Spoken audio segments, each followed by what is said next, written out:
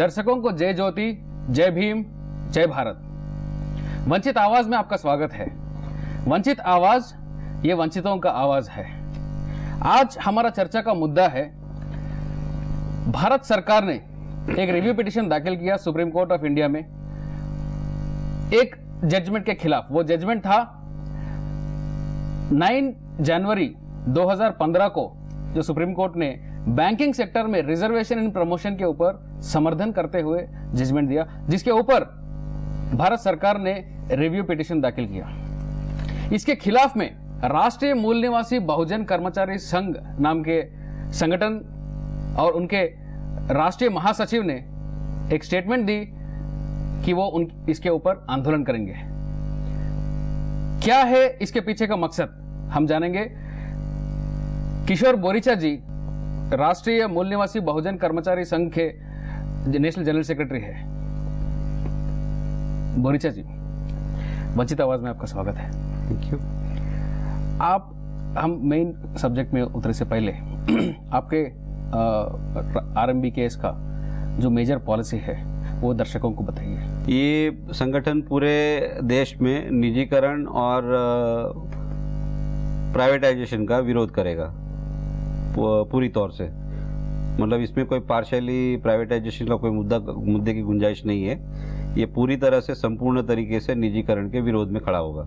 ऐसा क्यों करेगा बोरिचा जी? क्योंकि निजीकरण से देश की काफी हालत बुरी होती जा रही है दिन ब दिन, जिसके कई उदाहरण हमारे पास मौजूद है। पर प्राइवेटाइजेशन से हम 92 के बाद में देखें तो प्राइवेटाइजेशन के माध्यम से बहुत सारा इकोनॉमी बढ़ा है, बहुत सारा चेंजेस आए भारत देश में, ऐसा कहा जाता है। देखिए, ये आप लोगों की माध्यम से जनता की तरफ दिया गया जवाब है सरकार की ओर से या कहीं पर भी, लेकिन हकीकत में जो आंकड़े हमारे सामने आए, हमने जो छानबीन की है, उसके आधार पर हम ये कह सकते हैं कि 1990 में उस बजट का जो डिफिसिट था, यानी जो घाटा था, वो 18,752 करोड़ रुपए था। और 1991 में मनमोहन सिंह जी को फाइनेंस मिनिस्टर बनाने के बाद एक गेट एग्रीमेंट साइन करवाया गया सरकार द्वारा, और उसके माध्यम से लिबरलाइजेशन, प्राइवेटाइजेशन, ग्लोबलाइजेशन, जिसे हम निजीकरण, उदारीकरण, वैश्वीकरण के नाम से जानते हैं, एलपीजी, उसके माध्यम से 1991 में ये पॉलिसी लागू की गई है भारत में। और उस साल का जो बजट का डिफिसिट का जो आंकड़ा है, घाटे का आंकड़ा 1991 के बजट का, तो वो देखा गया है कि 1,41,852 करोड़। यानी 1990 में एलपीजी लागू होने से पहले जो घाटा था 18,000 करोड़ों में, वो बढ़ के लाखों करोड़ों में हो गया है। इसका मतलब वो पॉलिसी फॉल्टी थी, और फिर भी आज तक वो पॉलिसी बरकरार रही है, जो बिल्कुल ही गलत है और हमारे समझ से बाहर है। अच्छा, प्राइवेटाइजेशन में गवर्नमेंट सेक्टर फेल हो चुका है, गवर्नमेंट सेक्टर का मशीनरी, फंक्शनलिटी सारा फेल हो चुका है। इसी वजह है प्राइवेटाइजेशन लागू करने का। ये एक समाज में एक आर्गुमेंट है। आपका संगठन इसके ऊपर क्या? हमारा संगठन बिल्कुल इसके विरोध में अपने विचार रखता है, क्योंकि भारत में जिम्मेदारी अगर तय की जाती है तो गवर्नमेंट सेक्टर और पब्लिक सेक्टर यूनिट जो है, वो उनके पब्लिक सेक्टर होने के नाते उसके ऊपर जिम्मेदारी तय की जाती है, और उसकी जिम्मेदारी लेके वो सेक्टर उसको सुधारने की गुंजाइश होती है। जबकि प्राइवेट सेक्टर में ऐसी कोई जिम्मेदारी उनके पे तय नहीं की जा सकती और कानूनन उन पे कोई कार्रवाई की नहीं जा सकती, ऐसा हम मानते हैं। मतलब गवर्नमेंट सेक्टर फेल्यूर नहीं है। और आज की तारीख में भारत का जो भी गवर्नमेंट सेक्टर का कर्मचारी है, आज की तारीख में, जैसे कि रेलवे बहुत बड़ा संगठन है, उसका एक गैंगमैन जो पटरी मेंटेनेंस करने वाला व्यक्ति है, आज उसी के दम पे पूरी भारतीय रेलवे सुचारू रूप से चल रही है, जिसकी वजह से भारत की जो भारतीय रेलवे है वो पूरे वर्ल्ड में सेकेंड लार्जेस्ट रेलवे मानी जाती है। बोरिचा जी, आपके पिछले स्टेटमेंट्स में ये भी कहा कि 1991 के बाद में जो भी एलपीजी के पॉलिसीज बने, जो भी एलपीजी के बाद में जो रूल्स बने हैं, इसके खिलाफ में संपूर्ण उसको देश में से निकालेंगे, ऐसा आपका एग्रेसिव स्टेटमेंट था। बिल्कुल है सर, आज भी हमारा यही मानना है। और हम इस ट्रेड ऐसे क्या लॉस लाए गए 1991 के बाद में जो आप इसका विरोध करते हैं? करीबन 250 से 300 एक्ट है जो आज एक कमेटी बना के उस पे संशोधन किया जा रहा है, जो कि कर्मचारियों के विरोध में है। और हम जैसे कॉन्ट्रैक्ट लेबर एक्ट में, आज की तारीख में जो कॉन्ट्रैक्ट लेबर एक्ट है उसमें ये प्रावधान किया गया है कि किसी भी फैक्ट्री में या पब्लिक सेक्टर यूनिट में जो कर्मचारी है उसकी संख्या उस कंपनी या पब्लिक सेक्टर से ज्यादा होनी नहीं चाहिए।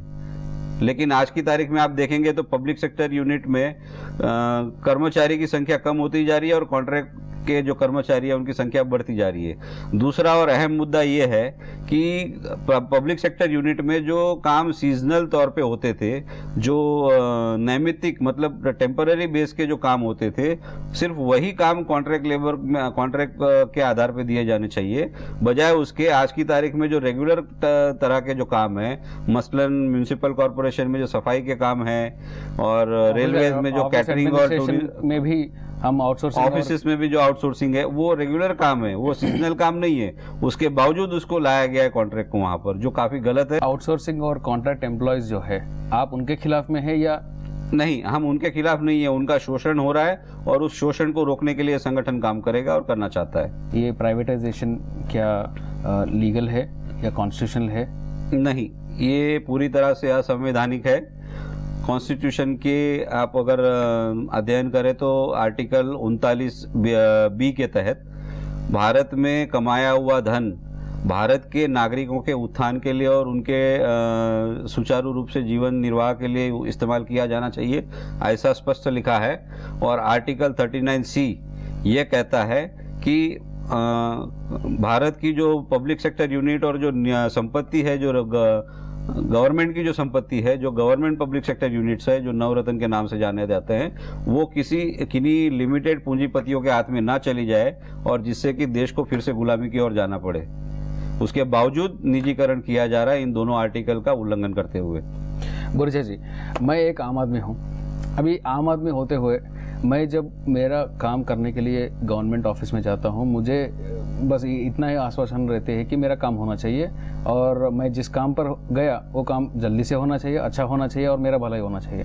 मुझे ये प्राइवेटाइजेशन से और ये पब्लिक सेक्टर से क्या लेना देना है?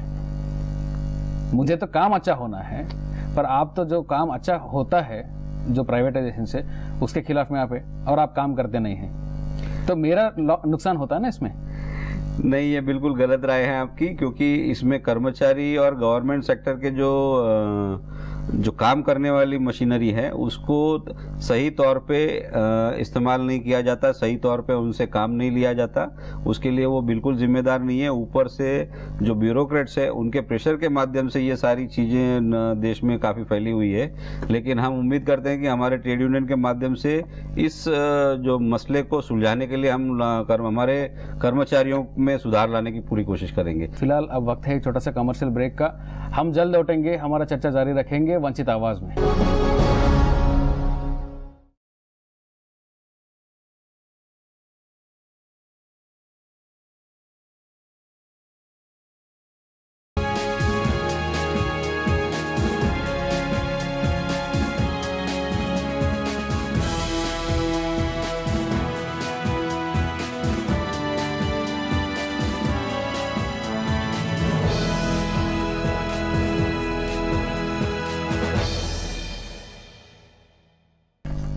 वंचित आवाज में आपका स्वागत है।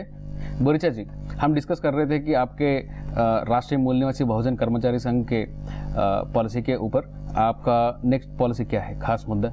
नई पेंशन स्कीम जो 1 जनवरी 2004 से लागू हुई है उसके विरोध में हम आंदोलन करना चाहेंगे, क्योंकि पहले हमारा जो कर्मचारी है उसके घर में कुछ इमरजेंसी या बहुत ही आपत्ति आती थी तो पीएफ के माध्यम से पैसे निकाल के अपनी मदद कर सकता था। लेकिन आज के नए पेंशन स्कीम के आधार के द्वारा उसके पैसे निकालने की जो सुविधा थी वो बंद की गई है और उसको रिटायरमेंट के बाद पेंशन नहीं मिलेगा। जबकि अगर पेंशन नहीं मिलेगा तो ये पेंशन स्कीम कैसा हुआ? वो आप बताए थे ये नया पेंशन स्कीम है, हाँ। New pension scheme. तो अगर ये पेंशन नहीं मिलेगा तो इसको पेंशन स्कीम क्यों कहा जाए? इसको स्कीम कहा गया है क्योंकि वर्कर्स के पीएफ के माध्यम से पूरे रिटायरमेंट तक उनके पैसे एक पार्ट एम्प्लॉय के सैलरी से कटता है और एक पार्ट गवर्नमेंट जमा, जैसे प्राइवेट कंपनीज में पीएफ हाँ, चलता है, वो गवर्नमेंट एक पार्ट जमा करता है और बाद में फाइनली उसके रिटायरमेंट के समय उसको दिया जाता है। उसके बाद कोई उसको पेंशन नहीं मिलती है, सुविधाएं नहीं मिलती है। एमपी चुन के आता है, सिर्फ 5 साल के टेन्योर के लिए चुन के आता है, उसको 5 साल के चुन के आने के बाद भी पूरी जिंदगी पेंशन मिलता है। और हमारा कर्मचारी 35 साल अपनी जिंदगी के कीमती साल लगाने के बाद भी उसको रिटायरमेंट के बाद पेंशन नहीं मिलता। ये काफी बड़ी विडंबना है और इसके खिलाफ हमारा ट्रेड यूनियन बिल्कुल आवाज उठाएगा। और आपका दूसरा खास मुद्दा है रिजर्वेशन इन प्राइवेट सेक्टर जी। तो ये प्राइवेट, आप तो एक रिजर्वेशन के समर्थन करते हैं और दूसरी तरफ प्राइवेटाइजेशन हो रहा है देश में। प्राइवेटाइजेशन में रिजर्वेशन का विरोध है, ये क्यों है? प्राइवेटाइजेशन में क्योंकि रिजर्वेशन की कोई गुंजाइश होने की बिल्कुल हमें आशा नहीं है और प्राइवेटाइजेशन में रिजर्वेशन प्राइवेट सेक्टर के जितने भी पूंजीपति है उस चीज को मानेंगे नहीं, क्योंकि हमारी पॉलिसी फंडामेंटली ये है कि हम प्राइवेटाइजेशन का विरोध कर रहे हैं। तो हमारा प्राइवेटाइजेशन में रिजर्वेशन का कोई मुद्दा उठाने का सवाल ही नहीं आता है। प्राइवेटाइजेशन के विरोध में है तो रिजर्वेशन का समर्थन में रहने का कोई मतलब नहीं है। प्राइवेटाइजेशन में रिजर्वेशन का मुद्दा हमारा कोई मुद्दा ही नहीं है हमारे एजेंडा में।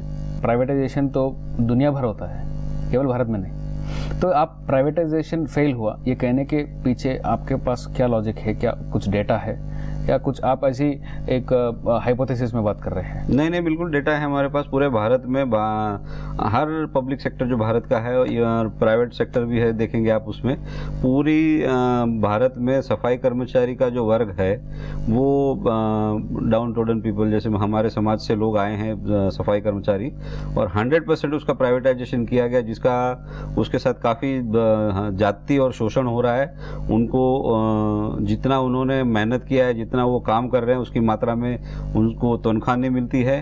और देखा जाए तो हमारा सफाई कर्मचारी वर्ग, जिसको शुरू में आज संविधान के माध्यम से मैनुअल स्कैवेंजर का जो सर पे मैला ढोने वाला जो मसला था उसको बैन किया गया है, परंतु देखा जाए परिप्रेक्ष्य रूप में तो उस चीज को आज भी वो उनके ऊपर कायम है, ऐसा मैं मानता हूं। क्योंकि हमारा सफाई कर्मचारी वर्ग के जो कर्मचारी हैं वो आज भी ड्रेन हॉल में, मेन हॉल में, गटर के जो चैम्बर में उतरते हैं, जहां पर बहुत ही गंदी बदबू आती है। लोग अपने नाक पे मास्क और रुमाल लगाना। जी, वो सैनिटेशन है। अगर सफाई कर्मचारी नहीं करता है तो वो कौन करेगा? इसके लिए रोबोट या मशीन्स की मुहैया कराने की सुविधा होनी चाहिए। उसके लिए रोबोट का प्रोविजन होना चाहिए। एक आदमी के साथ, इंसान के साथ इस तरह का इनह्यूमन बिहेवियर आज भी इस देश में जारी है, और उसके बावजूद वो आदमी उसमें उतरता है, बीमार पड़ता है और टीबी और बहुत सारी घातक बीमारियों का शिकार होता है, जिसकी वजह से वो बीमार पड़ने के बाद उसके पास उसके इलाज के लिए पैसे नहीं होते हैं, तो अपने बच्चों को पढ़ाने लिखाने के पैसे कहाँ से लाएगा?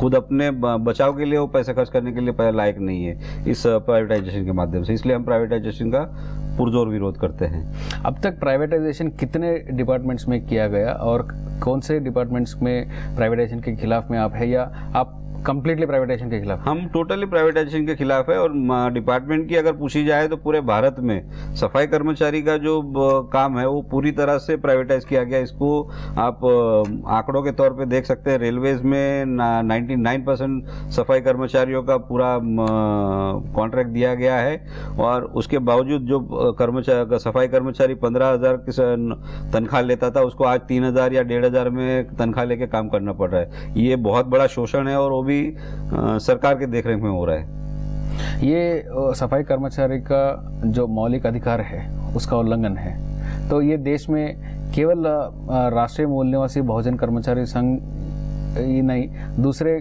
कई प्रकार के जो ट्रेड यूनियन है वो लोग ये मुद्दा उठाए अभी तक, या अभी तक ये लाइमलाइट में आया क्यों नहीं? क्योंकि देखा जाए तो पूरे भारत में 6 राष्ट्रीय पार्टियां हैं और 1647 प्रांतीय पार्टियां हैं, और सभी के अपने ट्रेड यूनियन हैं। और मतलब ट्रेड यूनियन पॉलिटिकल पार्टी से एफिलेटेड है? जी, सारे के सारे पॉलिटिकल पार्टी से आप किससे एफिलेटेड एफिलेटेड है? हम किसी पॉलिटिकल पार्टी से एफिलेटेड नहीं है। हम हमारे समाज के नुमाइंदे हैं और हमारे समाज का प्रतिनिधित्व करते हैं और हमारे समाज के उत्थान के लिए काम करते ये हैं। हमारा समाज मतलब क्या है?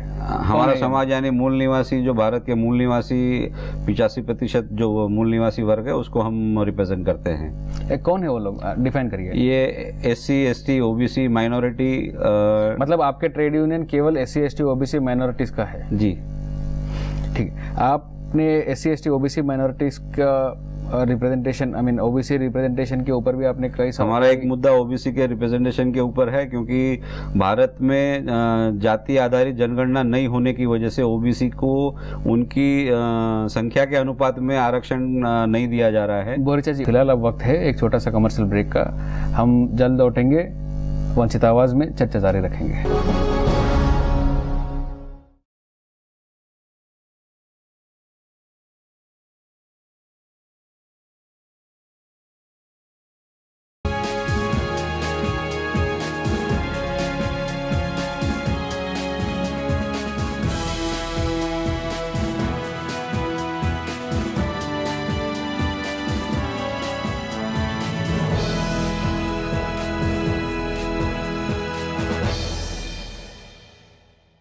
फिर एक बार वंचित आवाज में आपका स्वागत है। बोरिचा जी, आपने मुद्दा उठाया OBC रिप्रेजेंटेशन और सेंसस के ऊपर।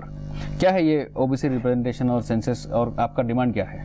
भारत की जनसंख्या के आधार पे हर वर्ग का उनके संख्या के अनुपात में उनको प्रतिनिधित्व मिलना चाहिए। ये कंसेप्ट था भारत के संविधान के आर्टिकल 340, 41 और 42 का।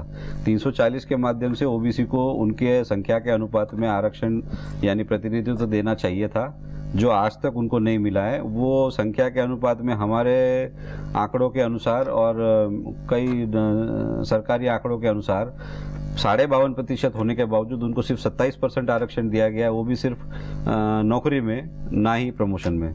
मतलब OBC का रिप्रेजेंटेशन अंडर रिप्रेजेंटेड है? जी।